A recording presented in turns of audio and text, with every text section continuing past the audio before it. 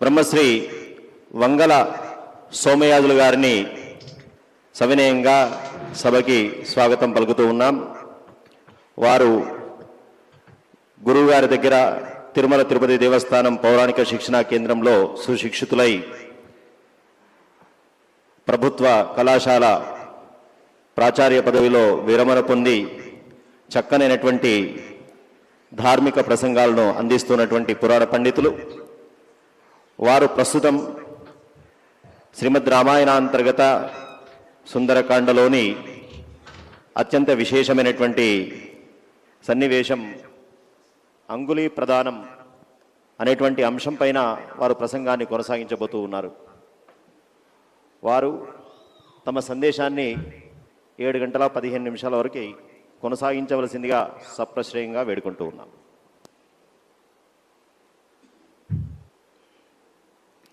శ్రియః కాంతాయ కళ్యాణ నిధయే నిధయేర్థినాం శ్రీవేంకట నివాసాయ శ్రీనివాసాయ తే నమః.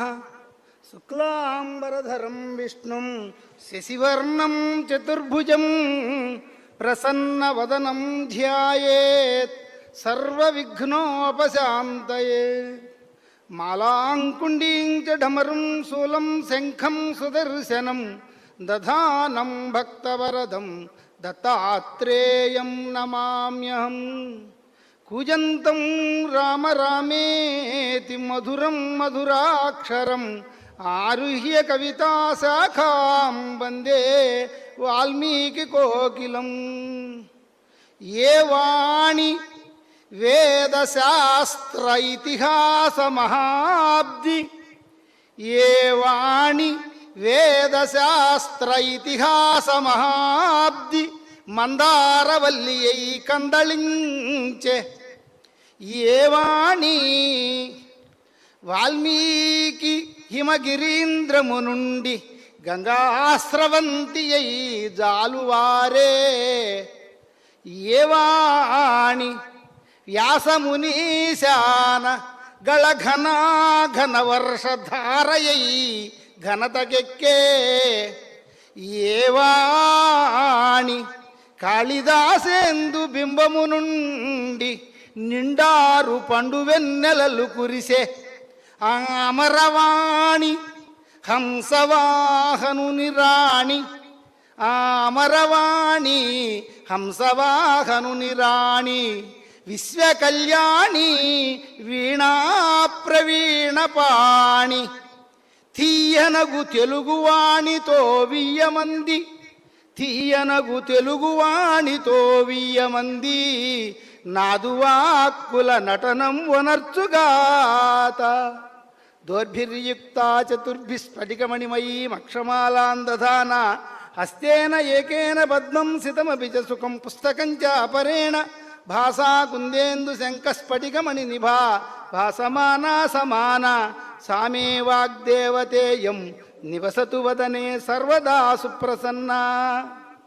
వైదేహీ సహితం సురద్రుమతలే హైమే మహామంటపే మధ్యే పుష్పకమాసనే మణిమయే వీరాసనే సంస్థితం అగ్రేర్వాచయతి ప్రభంజన సుతే తత్వం మునిభ్య పరం వ్యాఖ్యాంతం భరతాదిభి పరివృతం రామం భజే శ్యామలం. బుద్ధిర్బలం యశోధైర్యం నిర్భయత్వమరోగత అజాడ్యం వాక్పటుత్వం చ హనుమస్మరణాత్ భవేత్. సదాశివ సమారంభాం శంకరాచార్య మధ్యమాం అస్మదాచార్య పర్యంతాం వందే గురు పరంపరాం. గురుర్బ్రహ్మ గురుర్విష్ణు గురుర్దేవో మహేశ్వర గురుః సాక్షాత్ పరం బ్రహ్మ తస్మై శ్రీ గురవే నమః. అస్మశ్రీ గురుచరణారవిందాభ్యాం నమో నమః. మల్లాద్యన్వయ సింధుచంద్రమమలం గంభీర వాంగ్నిర్ఝరం వేదే శాస్త్ర సుగంధితే ఉపనిషత్ సంశోభితే ధీవరం ధర్మాధర్మ విచక్షణాన్విత మహాపౌరాణికం శ్రోత్రియం వందే మద్గురు చంద్రశేఖరవరం వందే మద్గురు చంద్రశేఖరవరం. పరమేశ్వర స్వరూపమైన సభకు నమస్కారం.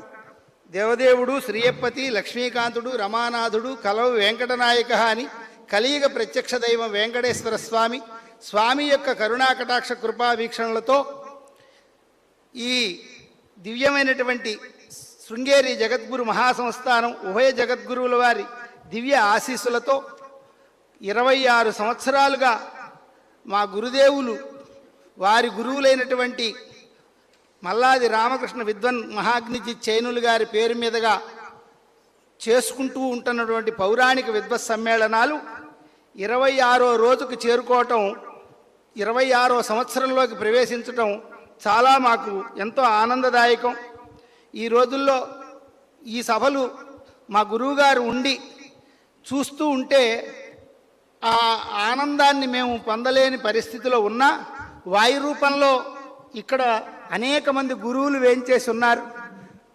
ముఖ్యంగా కృష్ణం వందే జగద్గురుం, ఆ వేదిక వెనుక వ్యాసుల వారు జగద్గురువులు, శంకర్లు వారు జగద్గురువులు, వారి పీఠ పరంపరలో ఉన్న ఉభయ జగద్గురువులు, ఇలా మహానుభావులైనటువంటి అంతమంది మహర్షుల సన్నిధిలో మనం 4 మాటలు చెప్పుకునే ఒక అవకాశం, అదృష్టం, భాగ్యం, ఇది ఒక ప్రసాదం. ప్రతి సంవత్సరం మాకు ఈ సభలు ఎప్పుడు జరుగుతాయా అని చూస్తూ ఉంటాం. ఎందుకనంటే ఇందులో మేము వచ్చి ఏదో హనుమంతుడు చెబుతాడుగా సుందరకాండలో, నాకంటే అందరూ ఎక్కువ వాళ్ళేనమ్మా, నేనే తక్కువ వాడిని అన్నట్టు.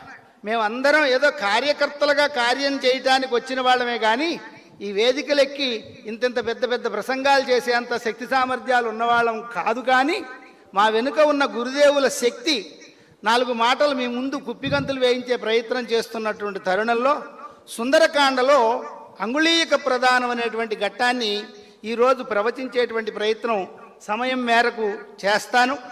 సుందరే సుందరో రామ, సుందరే సుందరో కపి, సుందరే సుందరీ కథా, సుందరే సుందరీ సీత, సుందరే సుందరం వనం, సుందరే సుందరం కావ్యం, సుందరే సుందరం మంత్రం, సుందరే కిన్న సుందరం.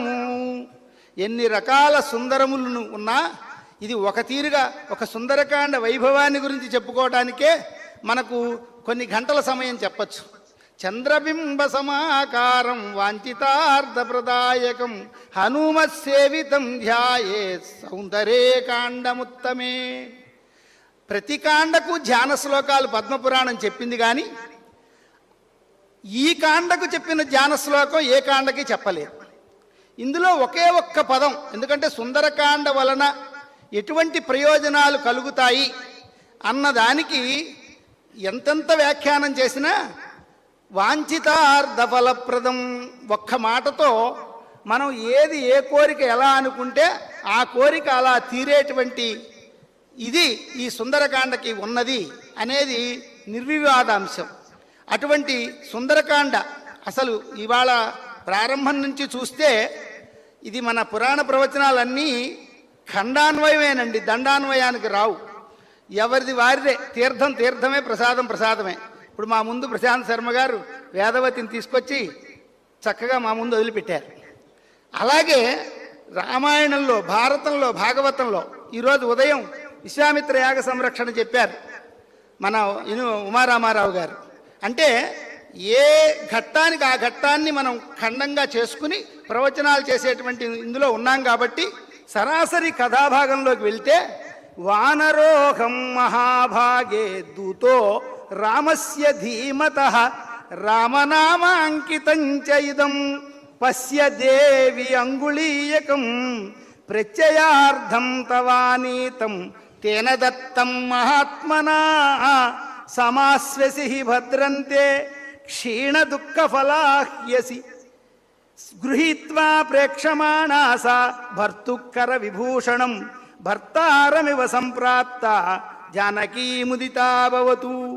ఈ శ్లోకాలు పారాయణ చేసేటప్పుడైతే ఇవి చదివి అర్ఘ్యపాద్యాదులు సీతారాములకు సమర్పించాలని మనకు సంప్రదాయం చెబుతోంది. కాబట్టి ఇక్కడ జగన్మాత భూజాత సకల సద్గుణోపేతైన సీతమ్మ నవ్వి 10 నెలలు అయ్యిందండి. మనం బాగా, ఎందుకంటే ఒక 2 నెలల వ్యవధి ఉండంగానే అందులోకి హనుమ ప్రవేశించారు. శతయోజన విస్తీర్ణమైన గంభీరమైన లవణ సముద్రాన్ని లంఘించి లంకలోకి వెళ్ళి సీతమ్మ జాడ తెలుసుకున్నారు. అంటే సుందరకాండలో సీతమ్మ తల్లి యొక్క కన్నీటి బిందువులను తుడిచి ఆమె మనస్సులో ఆనందాన్ని కల్పించినటువంటి అపురూపమైన సన్నివేశం. 10 నెలల తర్వాత మళ్ళీ అమ్మ ఆనందించిన గడి ఏదన్నా ఉందంటే ఇదే. ఆ రామచంద్రమూర్తిని ఉపాసన చేసిన హనుమ ఆయన వాక్కులతో ఆవిష్కరించిన పరమ పావనమైన ఘట్టం, వాక్స్వరూపమైన త్రివేణి సంగమం ఇది. అందుకే ఈ శ్లోకములు మంత్రములుగా చెప్పారండి. ఈ ఘట్టంలో ఇంకా 5-6 శ్లోకాలు మంత్రరాజాలు లాంటివి ఉన్నాయి అండి. త్వమస్మిన్ కార్యనిర్యోగే ప్రమాణం హరిసత్తమ హనుమన్ యత్నమాస్తాయ దుఃఖక్షయకరో మమ, ఇలాంటివి ఎన్నో ఉన్నాయి. ఇక్కడ అమ్మ ఉంగరాన్ని తీసుకుని మహా ఆనందభరితురాలైంది అన్నాడు వాల్మీకి.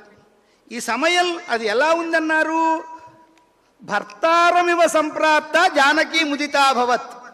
ఎంత ఆనందం అంటే, ఎక్కడికో ఊరికి వెళ్ళాడు, భర్త రాడనుకుంది, కానీ అనుకోనట్టుగా వచ్చి తలుపు కొడితే ఎదురుగుండా భర్త కనబడితే గబాలను ఇంట్లోకి వస్తే పతివ్రతైన స్త్రీ భర్తను చూసి ఎలా సిగ్గుపడుతుందో అలా రామచంద్రమూర్తి ఉంగరాన్ని చూసి రాముడే వచ్చినంత ఆనందం పడి సిగ్గుపడిపోయి ఆ ఎర్రటి బుగ్గలతో ఎర్రని కాంతి ప్రతిఫలిస్తుంటే ఆ నవ్వుతూ పొంగిపోతున్నటువంటి అమ్మ దర్శనాన్ని ఆనాడు చేసినటువంటి ఏకైక వ్యక్తే హనుమా.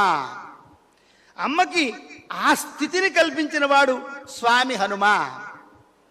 అందుకే హనుమను మనం అంతటి వైభవాన్ని పొందాడు కాబట్టే భవిష్యత్తు బ్రహ్మ అన్నాం. అంత బాధలో ఉన్న అమ్మకి భర్తనే చూసినంత ఆనందాన్ని ప్రసాదించాడు కాబట్టి సుందరకాండ విన్నా చదివినా మనకు దొరకదా అండి శాంతి? విశ్వాసం ఉంటే తప్పకుండా దొరికి తీరుతుంది. హనుమ ఉంగరాన్ని ఇస్తే అమ్మ తీసుకుని ఆ కళ్ళకు అద్దుకుంది, చాలా సంతోషపడింది, ఆనందంతో పరవశించిపోయింది. ఇక్కడ మనం అసలు ఈ ఉంగరం ఎక్కడిది? దీని మీద మా గురుదేవులు రామాయణ రహస్య దర్శినిలో చాలా అద్భుతమైన శ్లోకం ఒక్కటే, దాంతో చక్కటి ఎవ్వరూ ఎక్కడా వ్యాఖ్యానించిన వ్యాఖ్యానం చేశారు. సువర్ణస్య సువర్ణస్య సువర్ణస్య చ మైథిలీ ప్రేషితం రామచంద్రేణ సువర్ణస్య అంగుళీయకం.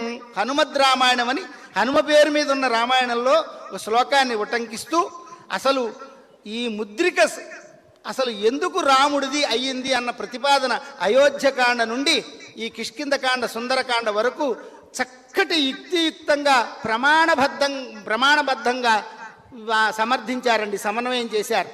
ఏ మహానుభావులు రకరకాల వారు వ్యాఖ్యాతలు ఎవరెవరిది వాళ్ళు రాశారు. అయితే అసలు ఈ ఉంగరం ఎక్కడిది, ఇది రాముడు పంపడం ఏమిటి, ఇది ఒక ప్రశ్న. ఇది చాలామంది చాలా రకాలుగా ప్రస్తావన చేశారు. ఎవరు ఎన్ని రకాలుగా ప్రస్తావన చేసినా ఇది ఒక అభిజ్ఞానం కాబట్టి మనసుకి ఆనందాన్ని కలిగిస్తుంది, సంతోషాన్ని ఇస్తుంది, ఓదార్పునిస్తుంది.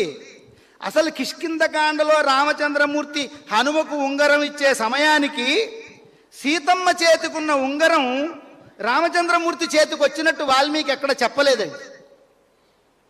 అయితే పెద్దలైన వాళ్ళు రకరకాలుగా దర్శనం చేశారు దాన్ని. రామనామాంకితంచ, రామనామ అంకితమైన ఉంగరాన్ని తనే పెట్టుకున్నాడు. మరి అప్పటికి యువరాజ్య పట్టాభిషేకం జరగలేదుగా, దాన్ని రాజముద్రగా తన నామాంకితమైన ఉంగరాన్ని తన వేలికి తాను ఎలా పెట్టుకుంటాడు? రాజ్యాధికారాన్ని పొందకపోయినా రాముడి రాజ్యాధికారం ఎక్కడ ప్రశ్నించబడలేదండి, బాగా గుర్తుపెట్టుకోవాలి. రాముడు రాజుగా పరిపాలన చేయాలని అందరూ నిర్ణయించారు, దేవతలు కూడా. అటువంటప్పుడు కైకమ్మ నోటి వెంట ఏమొచ్చింది? చతుర్దశి వర్షాణి అనలేదు ఆవిడ, నవపంచక వర్షాణి అన్నది. నవపంచ అంటే ఈ 9, 5 దీనిలోనే స్వారస్యం అంతా ఉంది, అది ముందుకు వెళ్దాం. భరతుడు వచ్చాడు, రాముడు రాజ్యం తీసుకోవాలనే కోరాడు. అప్పుడు రాముడు అన్నాడు, ఈ 14 ఏళ్ళు గడిచిన తర్వాత నేను వచ్చి రాజ్యం చేస్తానురా అన్నాడు. అందుకు పాదుకలు ఇచ్చాడు. అంతవరకు ఆ పాదుకలను న్యాసంగా పెట్టి భరతుడు రాజ్యం చేశాడు. అంటే ఎప్పుడూ రాముడు రాజ్యం మీద అధికారాన్ని విడిచిపెట్టలేదు. కైకమ్మ కోరిక ప్రకారం 14 సంవత్సరాలు ఋషివేషధరో భవ, ఋషివేష వానప్రస్థ ఆశ్రమ స్వీకారం చేయలేదండి. వానప్రస్థ లక్షణాలను పుణికిపుచ్చుకుని నువ్వు వనవాసం ఆయన స్వామి చేశారు. భరతుడు రాజ్యం తీసుకుంటే విడిచిపెట్టేయడానికి రాముడు ఎప్పుడో సిద్ధపడ్డాడు కదా, కానీ భరతుడు తీసుకోలేదు. అందుకే అంగీకరించాడు. అందుకే అసలు మీకు సీతమ్మ వానప్రస్థానికి వెళ్ళవలసిన ఆవిడ ఒక వానప్రస్థుడి భార్యలాగా వెళ్ళలేదుగా, మహారాణి లాగానే సర్వాలంకారాలతో బయలుదేరి వెళ్ళింది కదా. అంటే రామచంద్రమూర్తికి యవరాజ్య పట్టాభిషేకం జరగకపోయినా యవరాజ్య పట్టాభిషేకానికి నిర్ణయించబడ్డవాడిగా ఆ రాజముద్రిక, ఆ రామనామాంకితమైన ఉంగరం వారి చేతికి ఉన్నది. అసలు ఉంగరం చేతికి ఉండటం దోషమా? సమస్తము ఆయన సర్వస్వం దానం చేసేశాడు కదా అయోధ్యకాండలో. మనకి ఒక్క ఉంగరాన్ని ఎందుకు ఉంచుకున్నాడు? వైదిక సంప్రదాయంలో సంధ్యావందనం చేయాలన్నా, అగ్నికార్యం చేయాలన్నా ఆచమనం చేయాలి. ఆచమనం చేసేటప్పుడు చేతికి ఉంగరం ఉండాలండి. నిజంగా ఉంగరం లేకపోతే, ఉంగరం లేకుండా కనీసం దర్భన్నా లేకపోతే ధర్మశాస్త్రం ప్రకారం ఆచమనం చేస్తే ఆచమనం నెత్తురు తాగినట్టుగా లెక్కట. అందువలన తప్పకుండా ఎంతో కొంత అది రాగా, వెండ, బంగారమా పక్కన పెడదాం, ఆ ఉంగరం చేతికి పెట్టుకోవడం అనే సంప్రదాయం మనకుంది. అది దాంతోనే ఆచమనం చేస్తారు. ఉంగరం లేకపోతే దర్భనైనా అలా మనం పవిత్రంగా పెట్టుకుని ఆచమనం చేస్తాం. అది దోషమేం కాదు. అయితే ఉంగరాన్నే రామచంద్రమూర్తి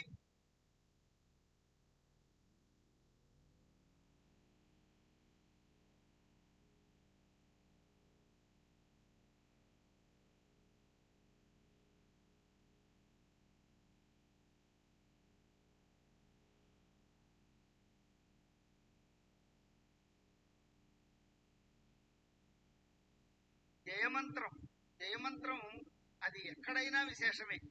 చూడండి, రామనామ స్మరణ శ్రీరామ శ్రీరామ శ్రీరామ అది సర్వ ఫలదాయకమైనటువంటి అటువంటి ఉంగరాన్ని రామచంద్రమూర్తి ఇప్పుడు హనుమకి ఇచ్చి పంపించాడు. ఈ ఉంగరాన్ని హనుమ తీసుకొచ్చి సీతమ్మ తల్లికి ఇచ్చాడు, భక్తిని ప్రకటించాడు. ఇది రామనామాంకితమైన ఉంగరం గనక రాముడితో సమానం. రాముడే వచ్చినట్టు గుర్తండి. ఇక రాముడు వచ్చేసినట్లే. రాముడు వచ్చేసిన తర్వాత ఇక రావణుడు ఎక్కడ ఉంటాడు? సూర్యుడు వస్తే చీకట్లు ఉంటాయా? అందుకే ఒక రకంగా రావణ సంహారం అయిపోయినట్లే. అమ్మ సుఖాన్ని శుభాల్ని పొందటానికి సర్వత్రా సిద్ధంగా ఉన్నది. ఒక సంప్రదాయంలో ఒక వ్యాఖ్యాత ఈ ఉంగరంలో 3 మణులు ఉన్నాయని చెప్పారు. ఈ 2 మణులు కింద వరుసలో, ఒక మణి పై వరుసలో ఉన్నదని. అవే శ్రీరామ అనేటువంటి అక్షరాలుగా మనం రామనామ అంకితం అనేది అది. అయితే ఏమిటా మణుల ప్రత్యేకత? ఇప్పుడు ప్రశాంత్ శర్మ గారు చెప్పారు.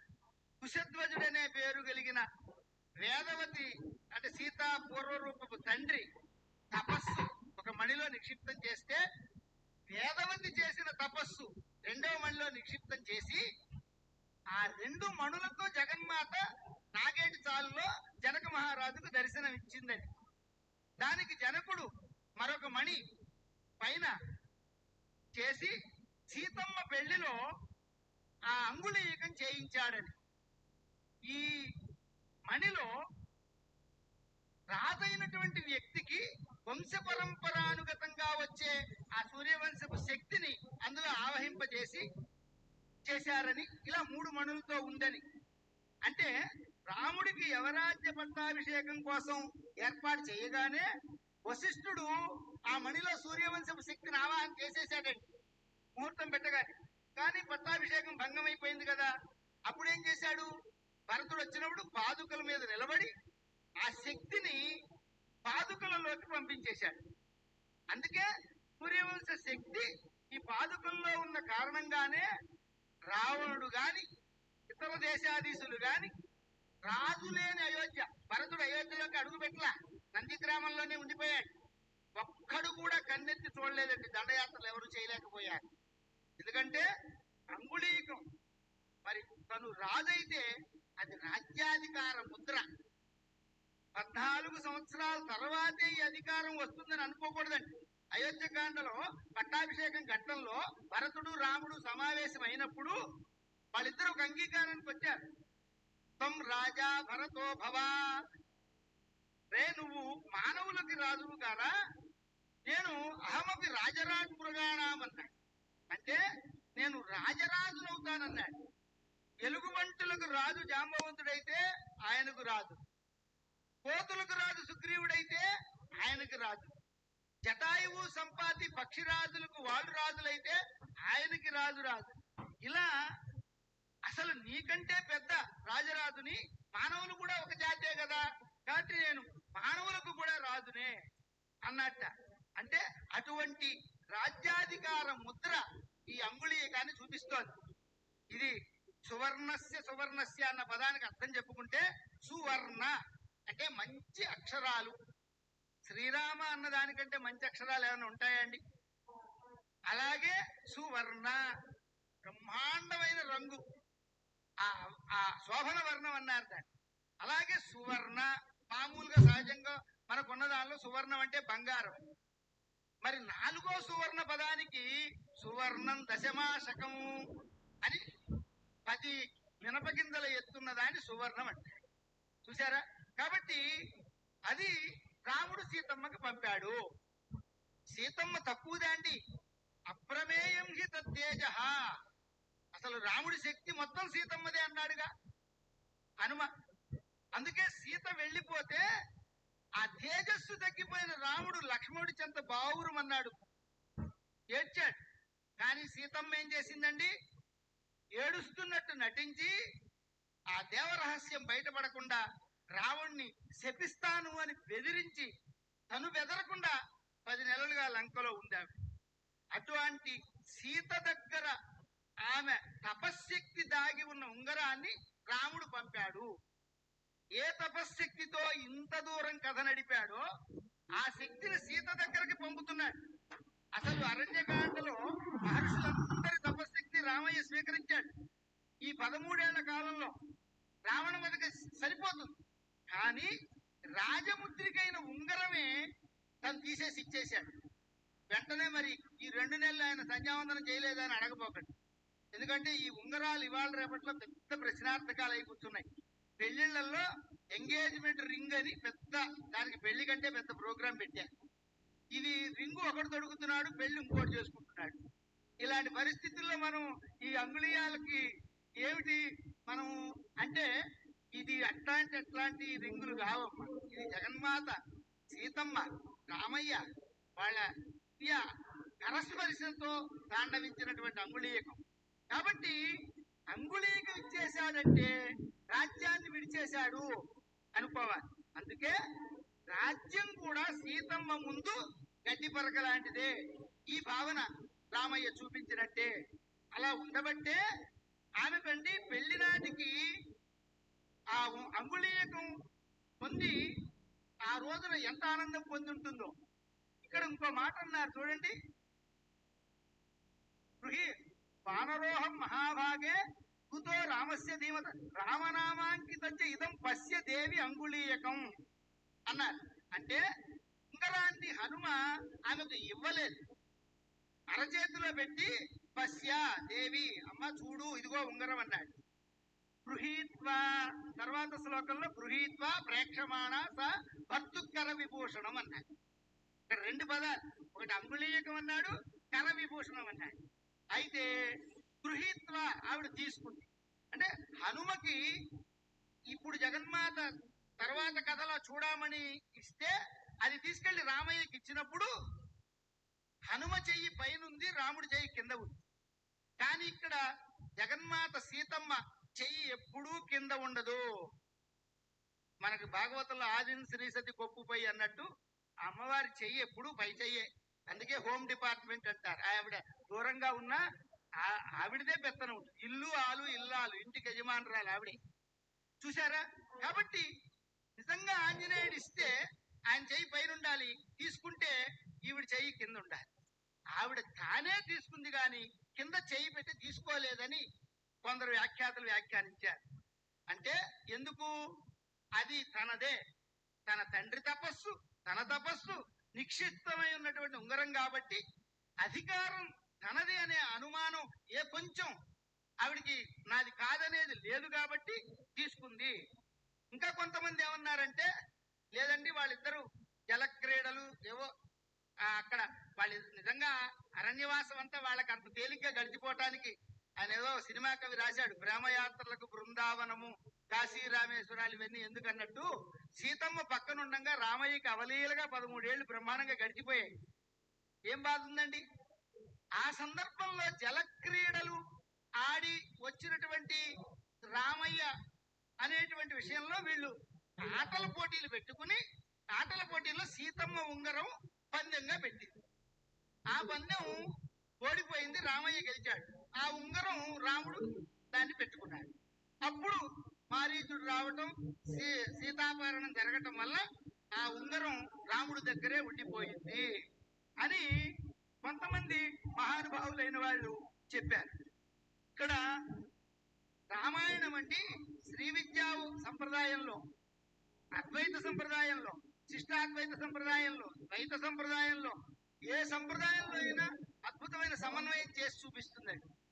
అందులో మనకి విశిష్టాద్వైత సంప్రదాయంలో ఇక్కడ వానరోహం మహాభాగే దూతో రామస్య ధీమత అన్న ఈ శ్లోకాలను చదివితే అసలు ఇప్పటి వరకు జరిగిన కథాభాగంలో హనుమ చెట్టు మీద ఉన్నాడు, చాలాసేపు చూశాడు, సీత రావణుల సంవాదం విన్నాడు, ఆర్తితో గురిపెట్టుకుందామని సిద్ధపడ్డప్పుడు రామకథను వినిపించాడు.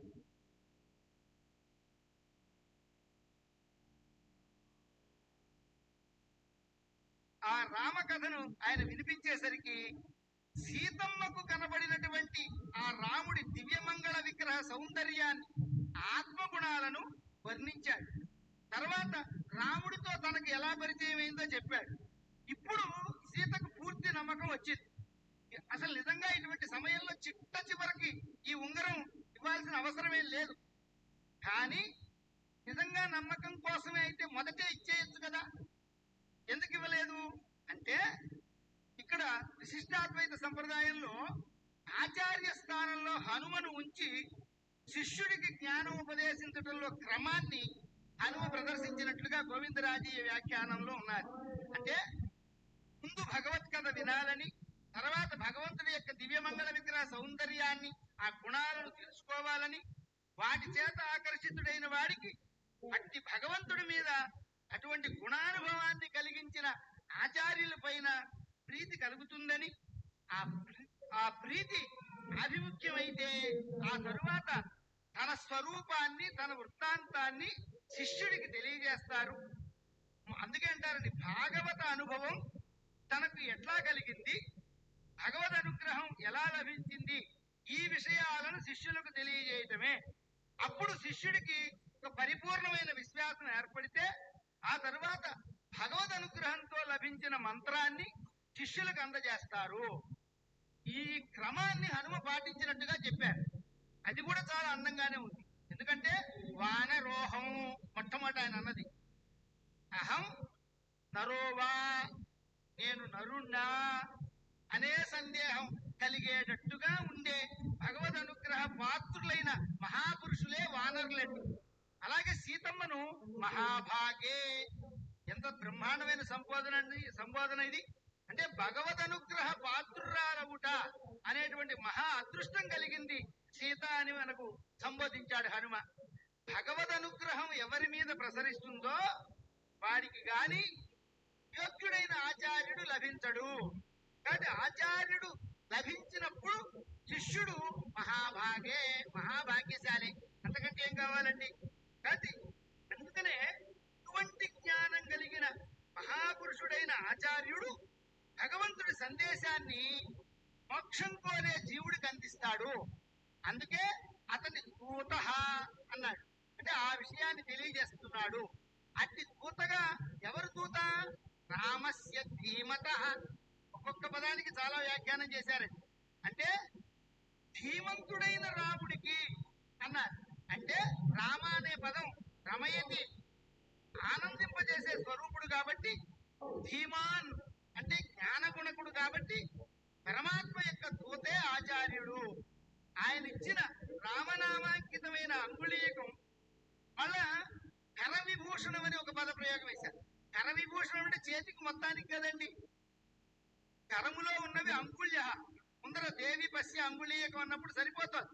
మరి ఈ కర విభూషణం అన్న మాట ఏమిటి అంటే అదే మంత్రం.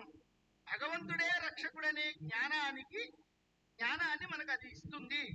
ఆ నామంతో రాముడే ఎదురుగా ఉన్నట్టుగా సీతమ్మకు కనపడింది. ఈ ఉంగరం ప్రత్యయార్థం తవానీతం అన్నాడు. అమ్మ నీ నమ్మకం కోసం అన్నాడు. నమ్మకమే అనుభూతి. భగవత్ అనుభూతిని కలిగించింది కాబట్టి మంత్రమై ఆ ఉంగరం రాముడిచే ఇవ్వబడింది, ఆంజనేయుడిచే తీసుకురాబడింది. గృహీత్వా అక్కడ ఒక విశేషం. అంటే ఉంగరానికి నిజంగా ఉంగరం వేలికి ఆభరణం కాని చేతికి కాదు కదండి.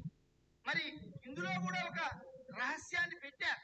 ఏమిటంటే అన్ని ఆభరణాలు విడిచిపెట్టి వచ్చిన రాముడి దగ్గర ఈ ఉంగరం ఒకటి ఎట్లా ఉంది, ఉంగరాన్ని సీతమ్మకు ఎట్లా పంపాడు, ఈ సందేహం మనకు వస్తుంది. కాబట్టి దీనికి పెద్దలు ఏం సమాధానం చెప్పారంటే రాజుల దగ్గర మాత్రం సహజంగా ఎవరి పేరు గల ఉంగరం వాళ్ళ దగ్గర ఉన్నదండి. ఈ ఎంగేజ్మెంట్ రింగుల్లో చూడండి, ఆ కాబోయే ఉడ్బి పేరు ఈయన పెట్టుకుంటాడు, ఈయన పేరు ఆవిడ పెట్టుకుంటాడు. అవే ఒకళ్ళకొకళ్ళు రింగులు మార్చుకోవడం మనం చూస్తున్నాం. కానీ ఒక్క రాజుల దగ్గర మాత్రం వారి పేరు గల ఉంగరం వారి దగ్గరే ఉంటుంది. అది వారి ముద్ర. రాముడు మరి ఇంకా రాజు కాలేదుగా, కాబట్టి అతని దగ్గర ఉన్న రామనామాంకితమైన ఉంగరం ఉండే అవకాశం లేదు. మరి భర్త పేరు చూసుకుని ఆ చూసుకోవటానికి అటువంటి ఉంగరం సీతమ్మ దగ్గర ఉంది అని ఒక సమన్వయం. అడవిలో ఉండగా ఇందాక చెప్పుకున్నాక ఆ ఉంగరాన్ని పందెంగా పెట్టి సీతమ్మ ఆట ఆడినట్టు, ఆవిడ ఓడిపోయినట్టు. అసలు ఒకసారి ఏదో ప్రణయ కలం వస్తే ఇద్దరికి మాటలు లేకపోతే ఆ మాట్లాడటం కల్పించుకోవడం కోసం ఉంగరం పడిపోయింటే ఇదిగోండి మీ ఉంగరం అని సీతమ్మ అన్నదని రకరకాల విశ్లేషణలు అక్కడ చెప్పారు. అయితే ఇక్కడ దీనిలో విశిష్టాద్వైత సంప్రదాయంలో రహస్యం ఏంటంటే జీవుడు ఎప్పుడూ కూడా భగవంతుడే రక్షకుడు అనే అర్థం కలిగిన ఒక ప్రణవాన్ని ధరించి ఉండాలి. ఇక్కడ ప్రణవమే రామనామం. అది చేతిలో ఉంటే భగవంతుడి యొక్క రక్షకత్వాన్ని మనం ఎప్పటికప్పుడు అనుసంధానం చేసుకుంటూ ఉంటాం. దాన్ని మరిస్తే అదే ఉంగరం చేతికి లేకపోవటం. సీతమ్మ చేతికి ఉంగరం పోయింది కదా, అంటే ఆ ఉంగరం ఆటలో రాముడికి చేరిపోయింది. అంటే భగవంతుడే రక్షకుడనే నమ్మిక సీతమ్మ నుండి దూరం అయింది. ఇలా దూరం కాగానే సీతమ్మ బంధనంలో పడింది. అప్పుడు ఆచార్యుల ద్వారా భగవంతుడు ఆ జీవుడికి భగవత్ రక్షకత్వాన్ని గుర్తు చేసే మంత్రాన్ని పంపాడు. ఇదే రామనామాంకితమైన కర విభూషణం అని కూడా పెద్దలు కొంత సమన్వయం చేశారు. అసలు ఒక్క మాట చెబుదాం. అంగుళీయకం అన్న పదానికి వ్యుత్పత్తి తీసుకుందాం. అందులో అంగ అకారాంతం, అంగు ఉకారాంతం ఏదైనా పర్వాలేదు. అంగుం లాతి గృహాతి ఇది అంగుళ. అదే ఉత్పత్తి అర్థంలో శరీరాన్ని గ్రహించింది లేక శరీరంలో ఉండేది అనే అర్థంలో పరమాత్మ అని అంగుళ అనే పదానికి అర్థం చెబుతున్నాం. అంగుళ సంబంధమైనది అంగుళం. ఇది రామనామాంకితం, అంటే భగవత్ సంబంధంతో ముడిపడి ఉన్నది. అదే సాధకుడులోని భగవద్ అన్వేషణ బుద్ధి, భగవత్ సంబంధమైన బుద్ధి యొక్క అన్వేషణ బుద్ధి అది సాధకుల్లో వస్తుంది. అయితే అది ఎవరు? భగవత్ సంబంధమైన బుద్ధి యొక్క స్వరూపమే హనుమ. ధిర్బలం యశోధైర్యం నిర్భయత్వం అరోగత అన్నాం కదా. కానీ ఆంజనేయుడు అంగుళీయాన్ని చూపించడం అంటే ప్రకృతి పరమాత్మ యొక్క రూపాన్ని ప్రదర్శింపజేయటమే. అది బుద్ధికి సాధ్యం. అప్పుడు ప్రకృతి ఈ బుద్ధిని విశ్వసించి అది తనని పరమాత్మతో చేర్చగలదు అనేటువంటి ఒక నమ్మకం కలుగుతుంది అని అంతరార్థంగా చెబుతారు. అన్ని అంతరార్థాలే ప్రతి దాంట్లో చెప్పేటువంటి సంప్రదాయం పురాణ ప్రవచనంలో లేదు, కానీ ఒక్కొక్కళ్ళు ఒక్కొక్క వ్యాఖ్యానం. కాబట్టి ఇది అంగుళీయకం ప్రధానంగా కనిపిస్తోంది. సాధకుడి బుద్ధి తను పరమాత్మను చేర్చగలదనే అతనిలో ఉన్నటువంటి ప్రకృతి సంబంధమైనటువంటి ఆ విశ్వాసాన్ని కల్పించడమే సీతమ్మకు అంగుళీయక ప్రధానంలో చెప్పారు. ఇంకొక మాట ఉంది మనకు పురుష సూక్తంలో, అత్యధిష్ట దశాంగులం. ఒక మాట అంటే దశ అంగుళం. ఇక్కడ 10తో 10 అంటే ఏవి? కర్మేంద్రియాలు, జ్ఞానేంద్రియాలు, దానితో కూడిన శరీరం కలిగింది అంటే జీవుడు. అంగు అంటే శరీరమును, లాటి ఇది లహ అంటే గ్రహించేది జీవుడు.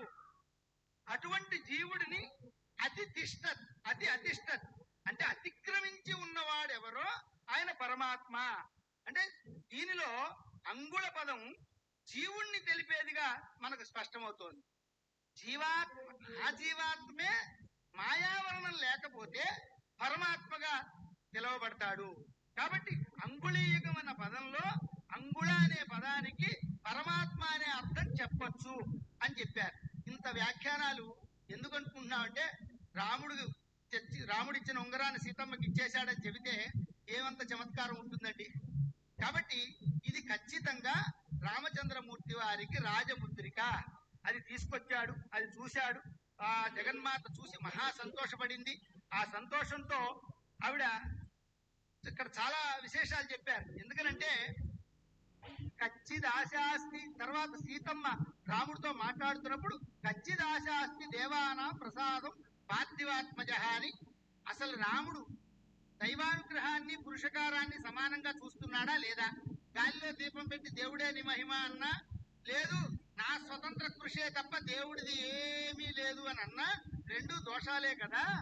కచ్చిత్ పురుషకారంచ దైవంచ ప్రతిపద్యతే, ఈ రెండు దోషాలు లేకుండా రామచంద్రమూర్తి ఉన్నాడా అని అడుగుతూ అలా కూడా చెప్పి గొప్ప గొప్ప మాటలు సీతమ్మ ప్రసంగంలో మనకు కనబడతాయి.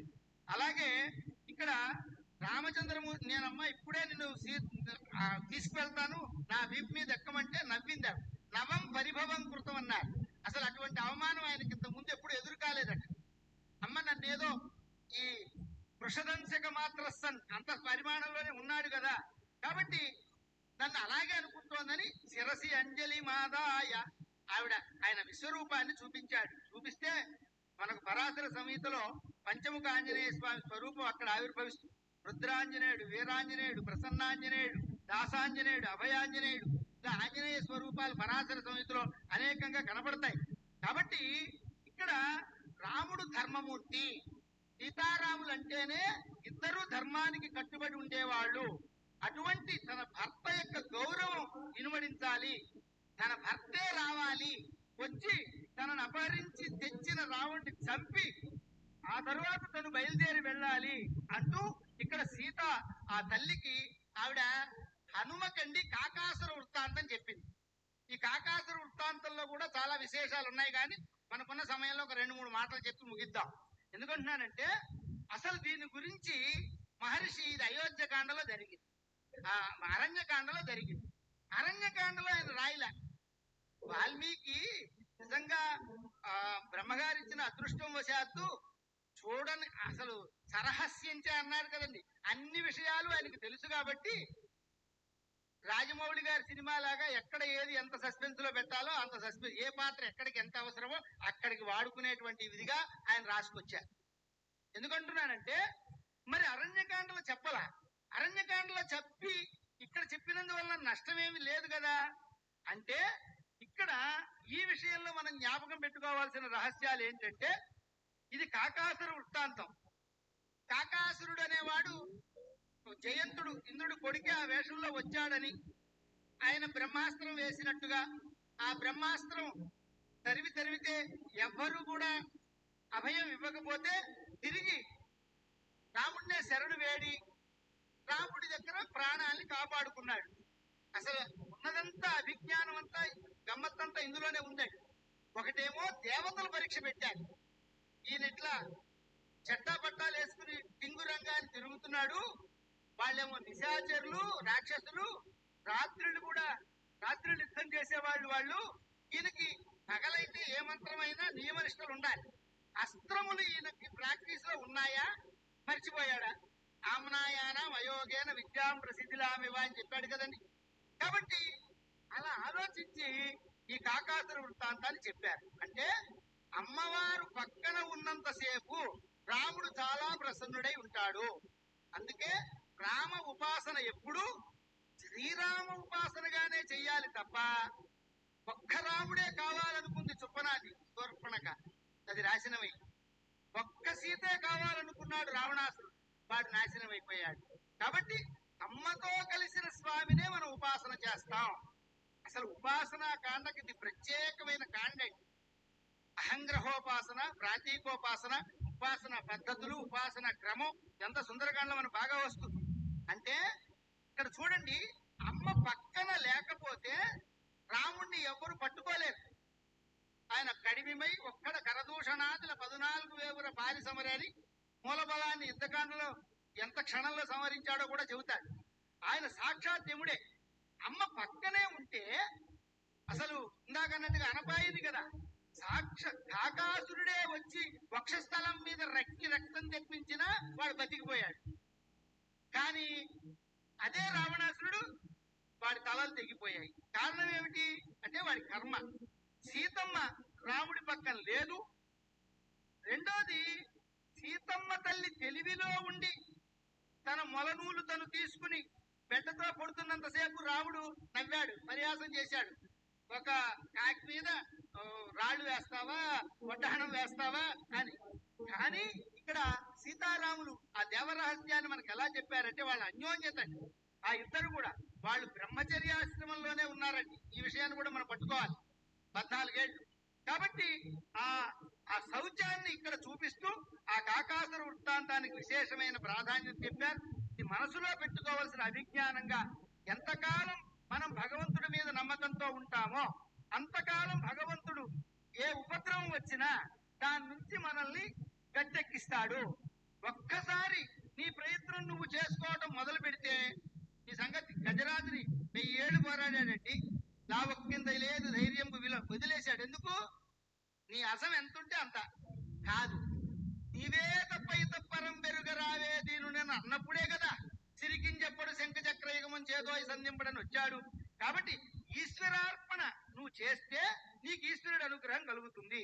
అలా కాకుండా ఈశ్వరుడి యందు నమ్మకం లేకుండా నీ పూర్వజన్మల్లో సంపాదించిన పుణ్యాన్ని మాత్రమే నువ్వు అనుభవిస్తూ ఒక గాలి బుడగ పెరిగినట్లుగా పెరిగి అది మొత్తం నాశనం అయిపోతుంది. దాన్ని రక్షించడానికి ఏమి ఉండదు. ఈశ్వరుడి యందు చిత్తం లేని మనస్సు వల్ల ఎంతటి ఐశ్వర్యమైనా పతనం అయిపోతుంది. దానికి రావణాసురుడే, వాడు 30,000 సంవత్సరాలు తపస్సు చేసి వాడు సంపాదించిన సంపాదన ఒక్కటన్నా మిగిలిందా అండి? కాబట్టి ఇలా మనం ఆలోచిస్తే ఇగో కాకాసుర వృత్తాంతంలో శరణాగతి ఉండాలి. ఆ శరణాగతి అన్యదాసులను నాసి త్వమేవ శరణం మమ అని భావిస్తేనే అప్పుడు ఆయన బ్రహ్మాస్త్రం వేశాడు. అది రాముడు. అలాగే మనస్సిలా తిలక వృత్తాంతం చెప్పారు. అలాగే జగన్మాత చూడామణిని ప్రసాదించారు. ఇవన్నీ కూడా ఒక్కొక్కటి ఒక్కొక్క విశేషాలు. ఇలాంటి అంశాలు మా గురువు గారు రాసిన రామాయణ రహస్య దర్శనంలో ఎన్నో కోకొల్లలు ఉన్నాయి. ఒక్కటి కాదు. ఒక్కసారి మీరు ఆ రామాయణ రహస్య దర్శన్ని ఓర్పుతో ఒక్క 30 రోజులు చదవండి. మీకు ఎన్నెన్ని ధర్మ సందేహాలకు నివృత్తి అవుతుందో అన్ని. 60-50 సంవత్సరాలు ఊరు వాడవాడ పల్లెలో మా గురువు గారు ఈ రామాయణ ప్రవచనాలకే వారి జీవితకాలం పేర్లు అసలు చెప్పాలంటే నేను ఈ సందర్భంలో సభలో చెప్పకూడదేమో. మా గురువు గారి పిల్లల పేర్లన్నీ రాముడి పేర్లే.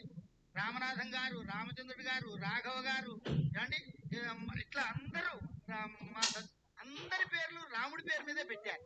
ఎంత రాముడిని నమ్మారు కాబట్టి తక్కువేమి మనకు రాముడు అక్కడున్న వరకని ఈ వేటికి కూడా ఆచంద్ర తారాత్మ ధ్రువకీర్తిలో అలా మా గురువు గారు ఉన్నారు. ఆ ఆశీస్సులు మా సభ యందు మా యందు ఉండాలని కోరుకుంటూ కొంచెం ఎక్కువసేపు ప్రసంగిస్తే అన్యదా భావించదని కోరుతూ జయ శ్రీమద్ రమారమణ గోవింద గోవింద.